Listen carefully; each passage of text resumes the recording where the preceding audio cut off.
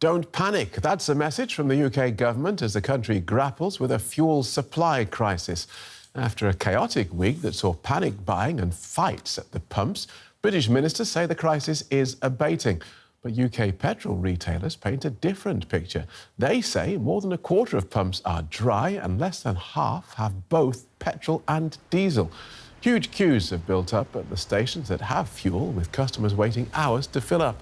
The backlog is clogging up roads and blocking traffic. Petrol retailers have warned that until adequate supplies are sent to stations, the long queues will continue. But those supplies can only get to the pumps if there are enough truck drivers to bring them. Britain is suffering from a severe lack of drivers. The industry says there may be a shortage of 100,000 because of a combination of the COVID-19 pandemic and Brexit. It's not just the fuel supply crisis the country's dealing with. Supermarkets have seen empty shelves. Pharmacy supplies have been disrupted. The pig industry says hundreds of thousands of animals may need to be culled because of a lack of abattoir workers. And energy suppliers have gone out of business after gas prices soared. Well, DW's Birgit Mass has been to a South London food bank to see how the shortage is affecting some of Britain's most vulnerable.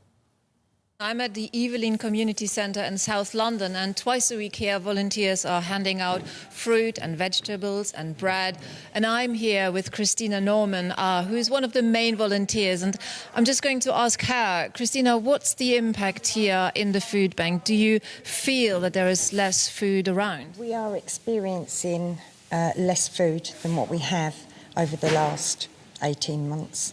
We're not getting the amount of food. We usually get it on a weight, and it's gone from about 440 kilos down to 200. So we are really noticing the lack of food, plus the fact we've had more people wanting to become members. So we're now putting less food across more people. And what is it due to? Is that due to a shortage of drivers who can't deliver the food? I think it's one of the reasons is due to a shortage of drivers. They're just not getting the food in. And at the moment we've got the fuel crisis, so now, us ourselves this week, we had to get them to deliver to us because we didn't have fuel for our vehicle. So I think it's all combined together, and it's quite important at the moment because benefits are due to stop soon. People are now going to have to choose between food or fuel. And it's not a choice that they should have to make.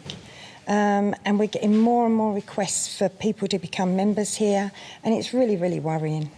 So it really does have an impact, the shortage of drivers, the shortage of food, on people's lives and in this community? Yes, it has a knock-on effect. If you don't have the drivers to bring the food in, you haven't got the food to give to the community, and the fuel. So, yeah, everything all rolled into one makes it a massive problem for us. Christina Norman, thank you very much. And with this fairly bleak picture from South London, where people are in need and they have less food, and as Christina Norman just explained, almost really not enough to feed their families or heat their homes. This is the situation in the UK at the moment.